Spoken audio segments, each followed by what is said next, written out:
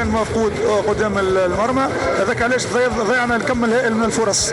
واعتقد انه كان جينا معناها مركزين كما يلزم ممكن تكون النتيجه عريضه بالنسبه لنا احنا.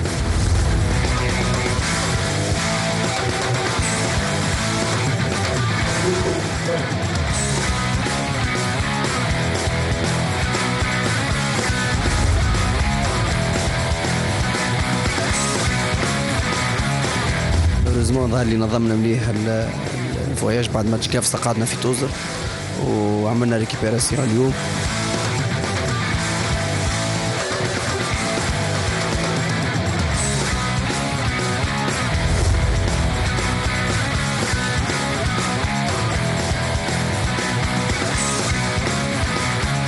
الجمعية ديما معناها وضعية خاصة سي سبيسيال. جمعيته ولا جمعية أخرى المسؤولية ديما مسؤولية. الواحد أول شيء يرضي ضميره ويحاول أنه يفرح الناس. ممكن مع جمعيتك فما شوية راحة أكثر وشوية تعصب أكثر، لكن المسؤولية معناها برتو مسؤولية كبيرة. خالد بن يحيى مدرب كفء وصديق. التجربة نتاعو ورات حتى التو اللي غازي قاعد يتحسن وقاعد يتقدم ونتائجه معناها تدل عليه وين مشى تقريبا معناها عمل مقابلات معناها نتائج طيبة ونتائج ممتازة. نحسوا على جمعيتنا ونحبوا الخير لجمعيتنا كيفي أنا كيما خالد وإن شاء الله ربي يوفق. هو الإطار التونسي وإحنا معناها نفرحوا كدا على الإطار التونسي معناها من جمل الفنيين التوانسي اللي إن شاء الله يكمل على درب النجاح.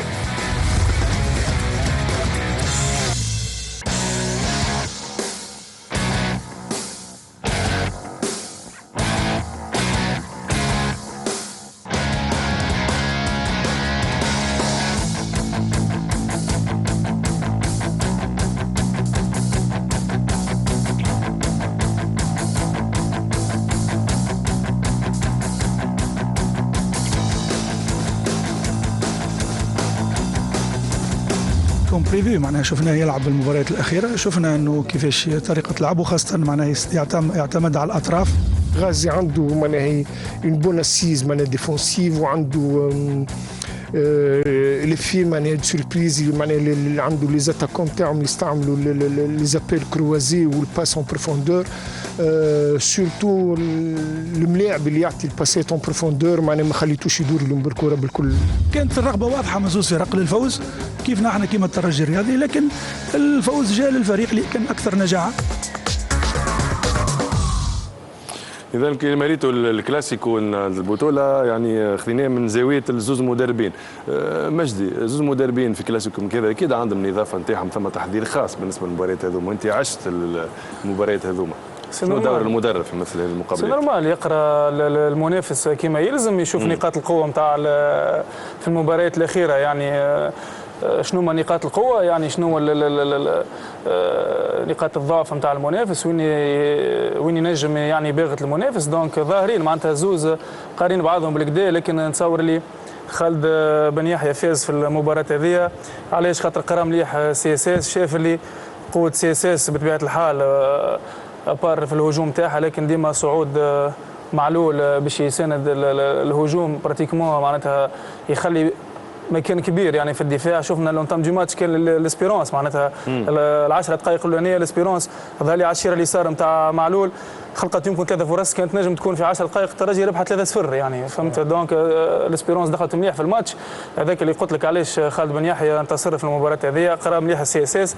اليوم شفنا الترجي 3 انتصارات متتاليه، يعني رجعت في الكورسه براتيكمون، تنجم كما قال حاتم قبيله الميركاتو جاي باش تنجم ترجع يعني في الشامبيونات او 6 بوان يعني من النادي الافريقي. دونك كما حكينا زاد قبل في البلاتو قلنا للاسبيرونس نجم ترجع تو مومون، وهذا الماتش نصوروا ماتش روبير اليوم لخالد بن يحيى باش يقيس عليه ويكمل يخدم معناتها على الانتصار هذايا، خاطر نتصور فما برشا حاجات ايجابيه في الماتش هذايا قاموا بها الملاعبيه. يعني كنيانغ اللي في وقت من الاوقات يعني تم التشكيك فيه اليوم شفناه، يعني كان احسن لاعب بالنسبه لي انا معناتها في الترجي المباراه هذه.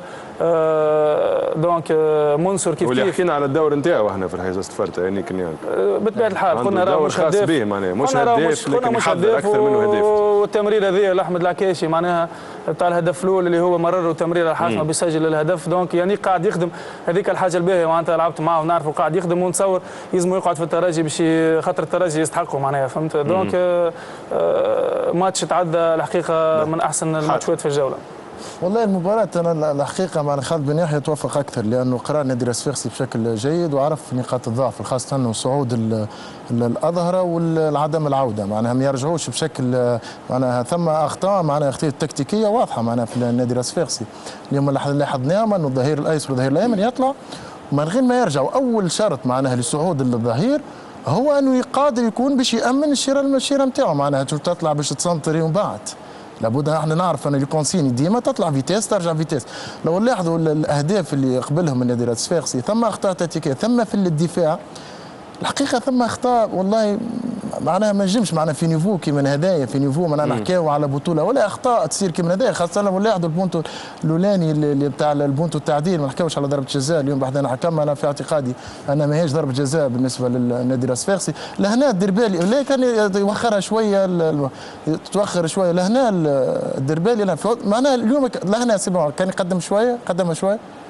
معلول شوف فين وقف لهنا شوف معلول وين معناها من المفروض ما يكونش موجود غاديك، يكون موجود بحذا صاحبه العكاشي يرجع بهذه الغلطه الاولى. بعد معناها الدربالي يكون اذكى شويه انه يعرف اذكى شويه يمشي لليمين معناها هذه ابسط الاشياء. ما يرجعش اللكس ما يرجعش اللكس كروازا معناها يبورتون لادفيرسير لو بلو دونجورو هو العكاشي في السيتواسيون هذه معناها الحقيقه ثم اخطاء نتاع المدافعين اللي صاروا هنا. حاتم سامحني زاد كيما حكينا قبيله في الكوليس ظهر لي فما بروبليم دو كومونيكاسيون بين الديفونس.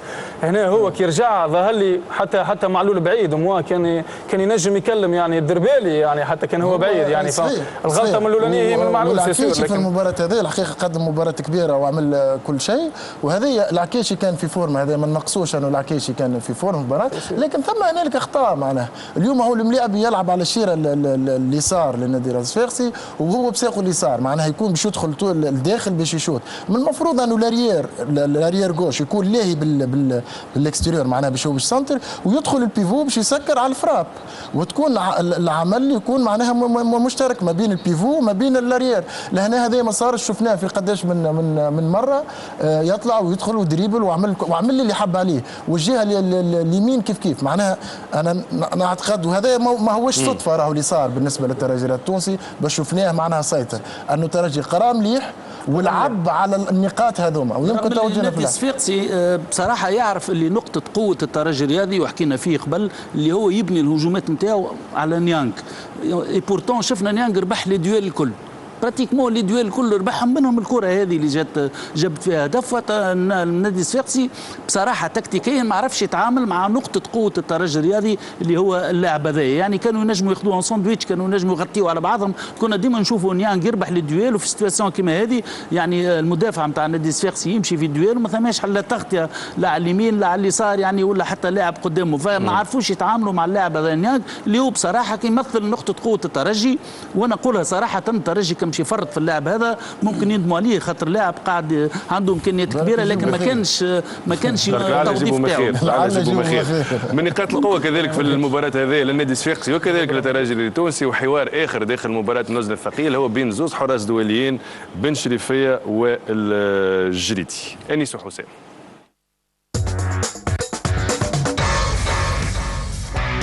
حارسي لقاء الكلاسيكو كانوا في الموعد وقدموا الإضافة لفرقهم بفضل تصدياتهم الحاسمة اللي لولاها لكانت الحصيلة تكون أكثر من 3 أهداف. رامي جريدي ومعز بن شريفية أكدوا قيمتهم الفنية واللي بالمناسبة ثنائي متكون في مدرسة الترجي الرياضي التونسي. الماتشات هذوما تنجم تقول معناها 50% الجول يدخلوا اصحابهم في الماتش. الموسم اللي النادي الصفاقسي معناتها حاز فيه الكوب ضربات جزاء رامي جريدي جاب معناتها رشحهم من الدور النهائي. كيف معناتها واحد معناتها في البطوله نتاع عمليه معناتها واحد حاضر كيما يلزم باش يعاون صحابه وهزينا بها اللقب. اللي باش يعمل اكثر بارادات وباش يعاون اصحابه اكثر نتصور معناها الريزولتا باش تمشي لليكيب نتاعو في الربح ان شاء الله.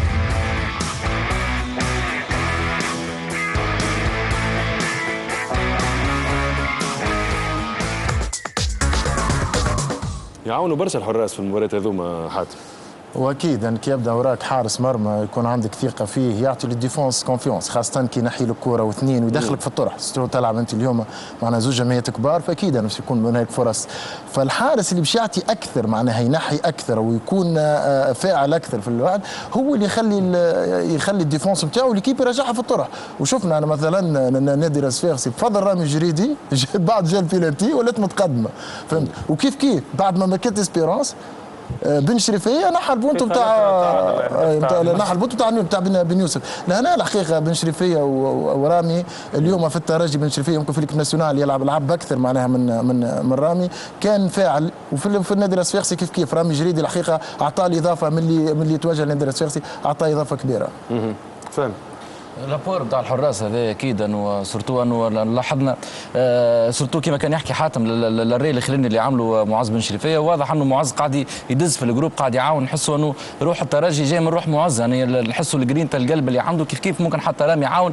مشكله في النادي الرياضي الصفاقسي رازي هنا لاحظناه ممكن في الاطراح الكبيره السي اس اس يخسر مقابلات ويخسر، حتى خسر لقب ضد فيتا كلوب من الديفونس نتاعو، الغلطه اللي عملها بسام البلعابي كلفته لقب بخلاف الاخطاء نتاع المدرب. كيف هنا لقى مشكله على مستوى الدفاع، ديما دفاع النادي الصفاقسي يكلفوا غالي. زاد ما ننساوش حتى ممكن على مستوى الترجي واحنا نحكيو على دويل بين لي دو زونترونور، انه خالد بن يحيى فاز بالمقابلات لازم يربحهم، المقابلات الكبيره ربح النجم الرياضي الساحلي وربح النادي الرياضي الصفاقسي، مازالوا الدربي. دونك هنا خالد بن يحيى حاضر في الماتشات الكبار، ممكن على عكس غازي اللي خسر واحده من المقابلات لازم يربحها. اضافه ثم سامحني مجدي، ثم اخطاء بالنسبه لي انا في الدفاع تكلمت عليها، ثم اخطاء مقبوله. الخطا اللي صار ضد فيتا كلوب يصير بالنسبه لي انا يصير في العالم. قريت شنو في مخك؟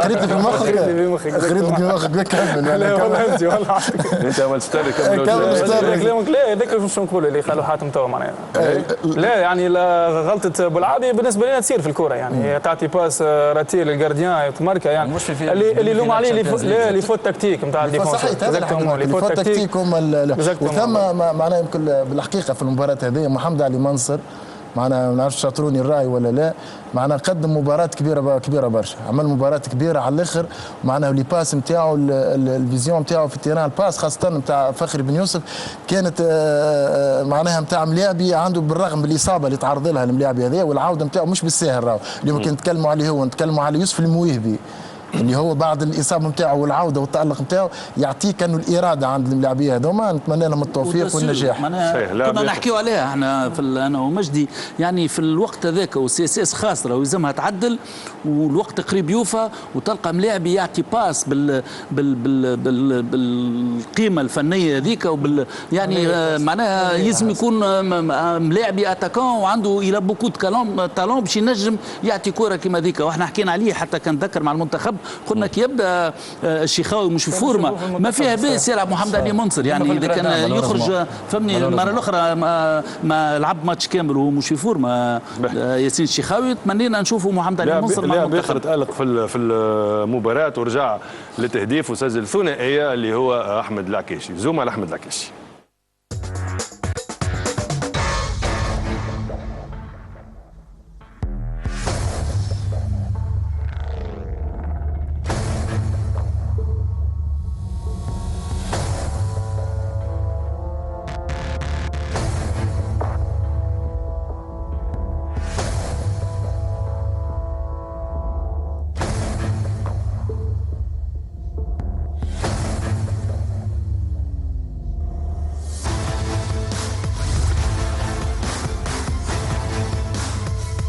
من 14 سبتمبر وثنائيته ضد مستقبل جابس، احمد العكاشي عدى 595 دقيقه من غير ما يمركي.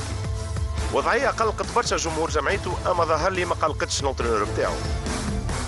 ضيع الكل مش مشكله انا بالنسبه لي صحيح نتنرفزوا سور لو تا ونرفز اما سي با بروبليم. انا ديما نقول لهم هات تبدا ساعه موجود في البلاصه هذيك برك، هات معناها كون فك المكان هذاك وضيع، خلينا نبداو اذا وصل معناها في المكان هذاك سيكو يعرف معناها يبلاسي روحه، بعد يقعد معناها راتي تكنيك شويه مونك دو كونسونتراسيون شويه استسهال، هذاك الكل يجي بالوقت.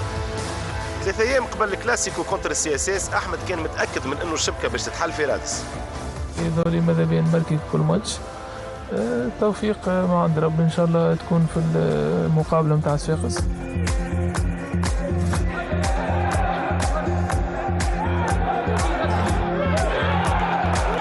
72 ساعة من بعد زوز بونتو مردود كبير، العكاشي كان في قمة السعادة.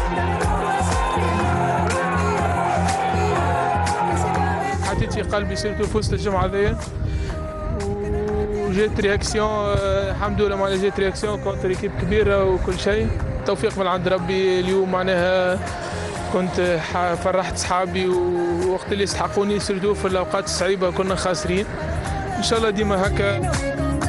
خالد بن يحيى كان زاده فرحان به، اما مازال يستنى منه اكثر من هكا. كان جاي رد باله اكثر وكونسونتري اكثر وبارك الله فيه. خليه بساعه ما نبداوش عاد بارك الله فيه. لا معناها تحس الموتيفاسيون وتحسوا لي سيريو، وكيف اللي اليوم حب يورينا حاجه اللي هو كان مخبيها اليوم. هو العكاش وطاك اما كان ينجم مركي كوره ولا اثنين اخرين.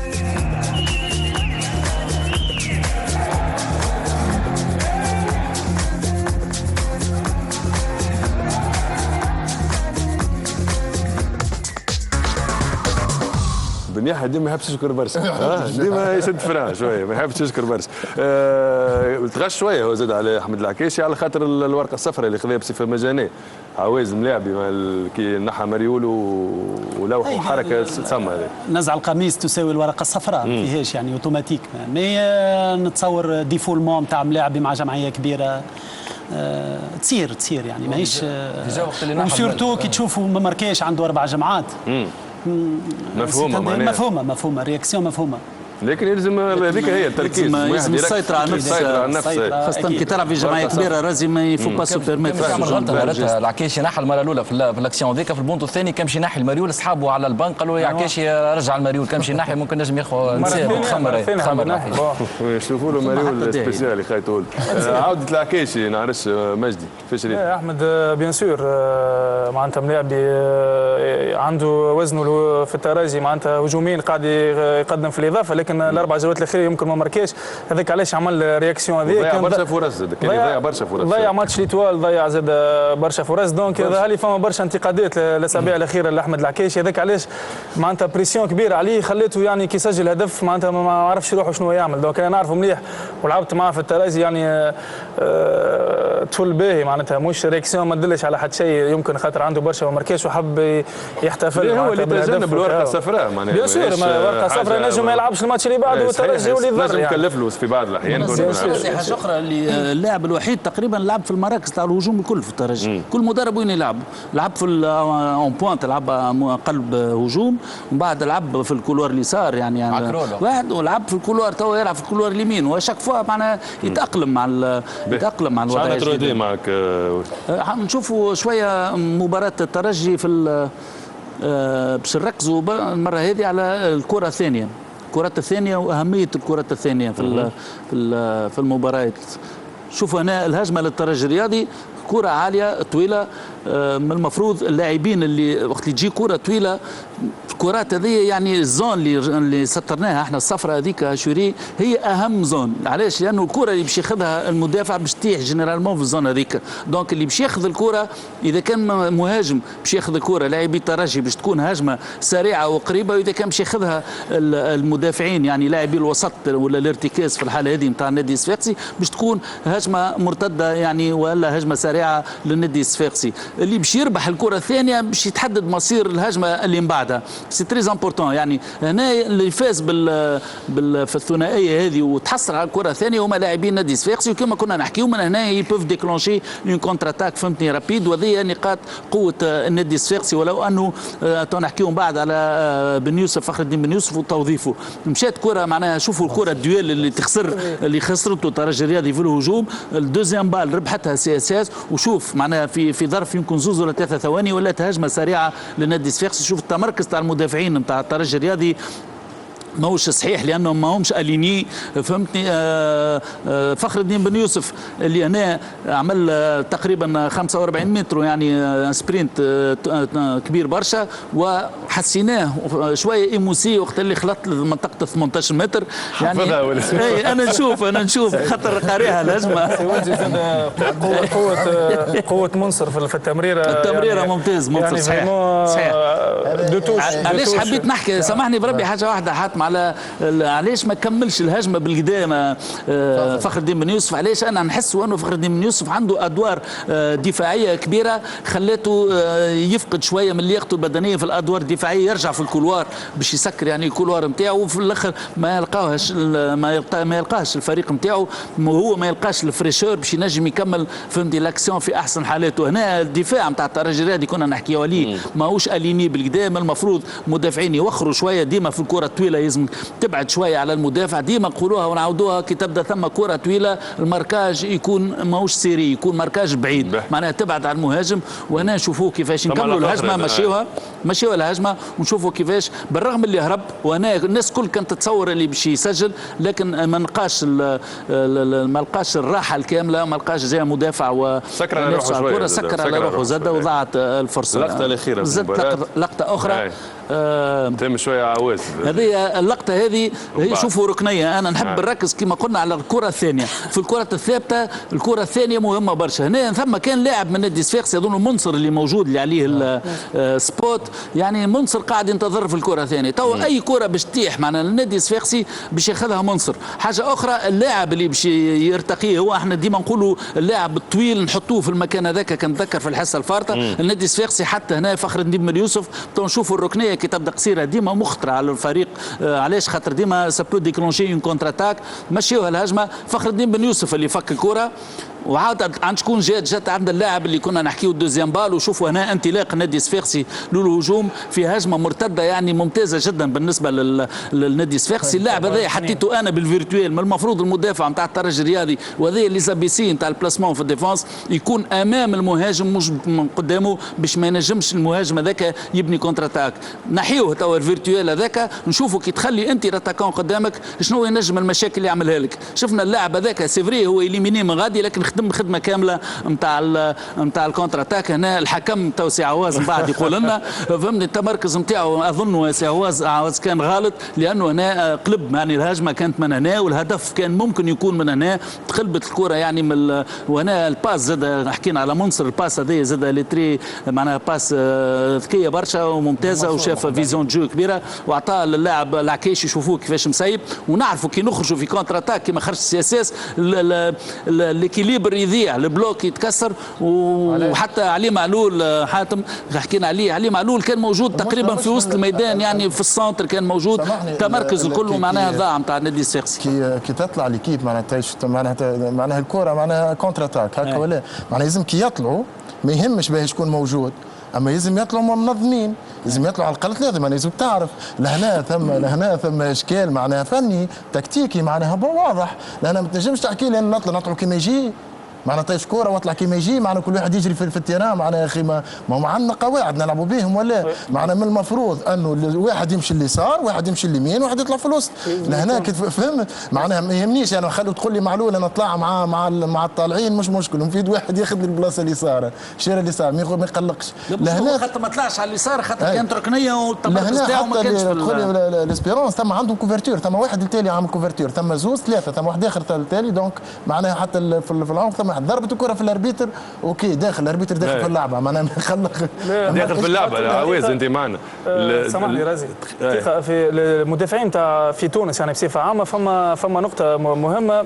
ينساو ديما الماركاج اوفونسيف، معناها كي تبدا عندك الكره يتلهوا يعني بالكره ما ينساو المهاجمين يعني وقت انت في خطر ماكش في خطرك تبدا عندك الكره يعني معناتها ضدك الكره انت منتبه هنا ضدك الكره توخر في بلاصتك تعرف اللي انت باش تصير لك هجمه يعني هنا ما منتبه، لكن كي تبدا عندك الكره وتصنع في اللعب ولا في هجمه معاكسه لازم يشارك الماركاج اوفونسيف. هنا شفت الاهداف كيفاش كان كونتر السي اس اس كي تقصت ما فماش، هذا اللي كنا نحكيو عليه.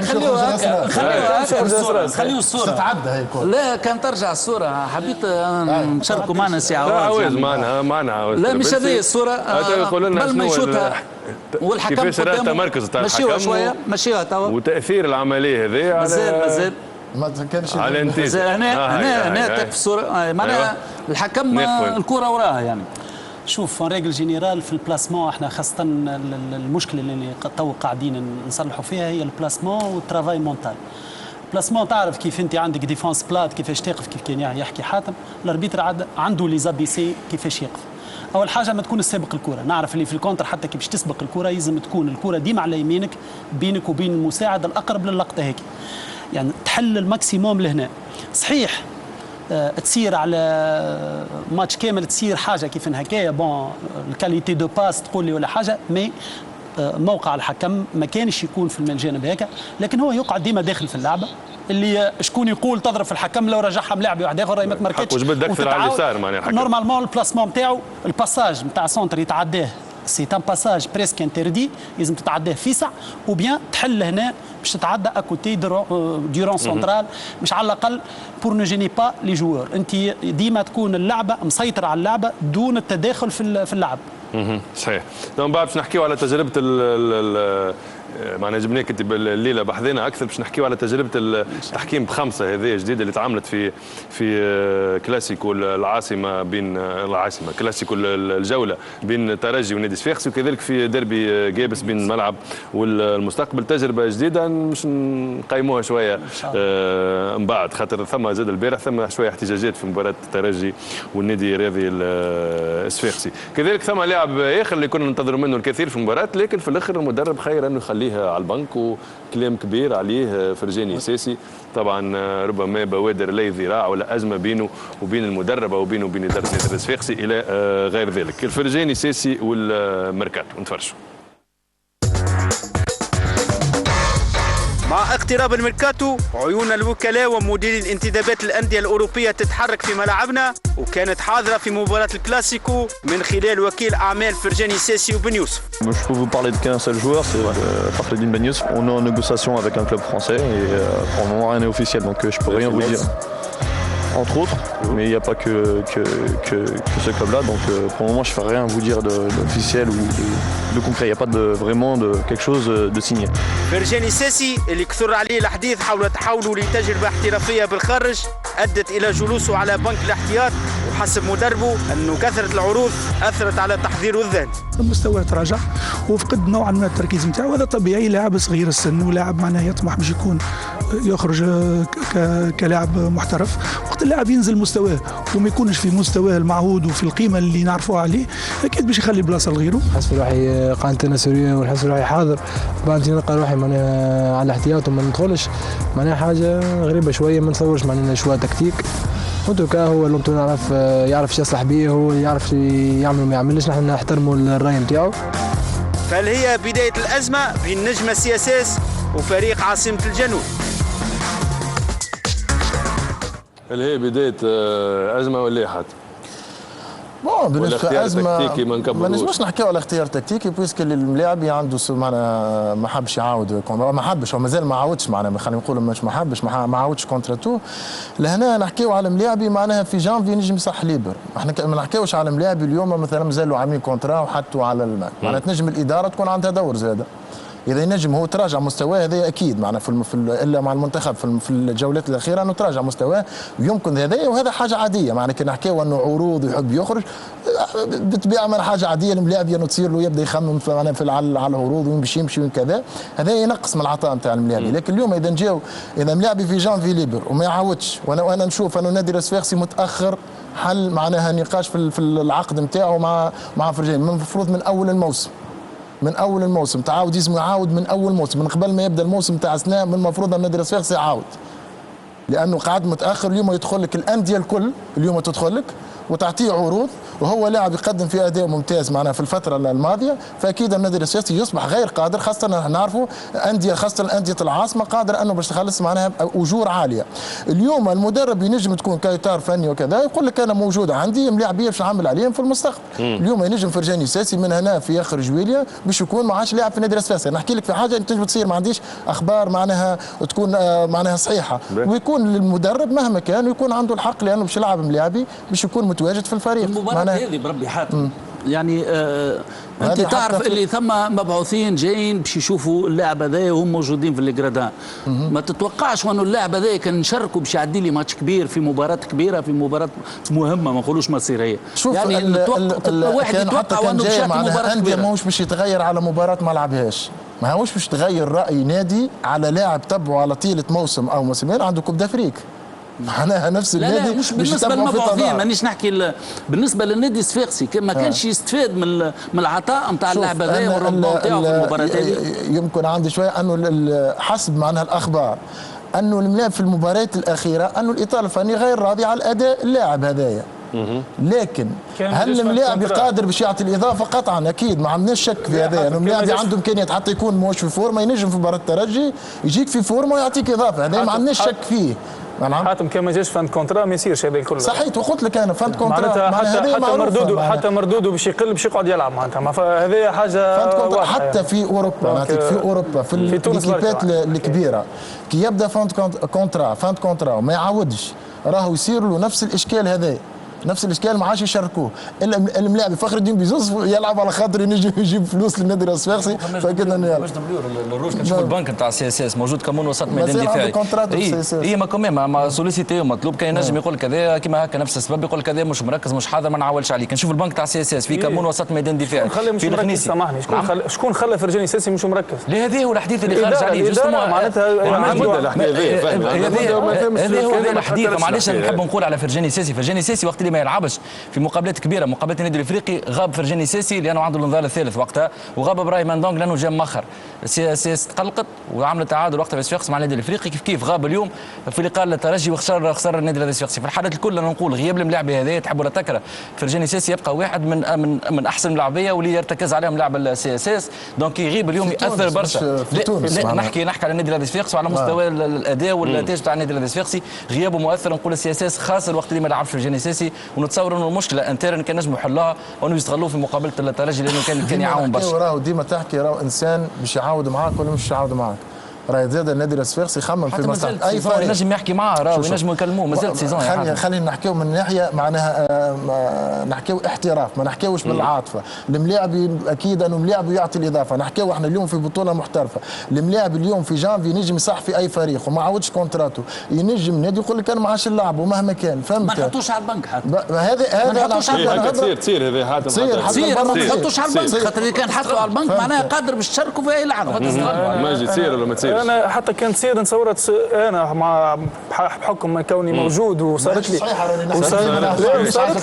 صار لي الكان تاع فرجاني ساسي الحقيقه. مي بون انا كملت نلعب وقتها في الاتوال كملت ال6 شهور نتاعي وانتقلت من بعد مشيت قلقت برشا سي فري. مي حتى كنت تعمل معناتها ان شاء الله ما تكونش بسوء نيه. هذا اللي نحب نقوله هنا ان شاء الله ما تكونش بسوء نيه. الحمد لله انه ثم كاس افريقيا معناها اليوم عنده فرصه على بكري ما نجم نحكيو مع اللاعب. بالنسبه لي ثم غلطه اداره من المفروض كان من اول الموسم يكمل تجديد العقد قبل بعامين ونجدوا له مش نوصلوش. اداره السياسات عطته عرض وكلمته لكن المشكله مازالت اي من شهر التالي واخذ الكونترا فرجاني هو مشى به قاعد اليوم كونتراتو باش يبداو يتناقشوا مع بعض. كانوا العرض ما عجبوش. اي جوستومون ما حكيوا معاه اداره السياسات ما قصرش حكيت معاه في تونس راهو ما زالت السيزون مشطوفه ويعمل لله معناها معروفه الحكايه هذه اللي تصل لها معروفه.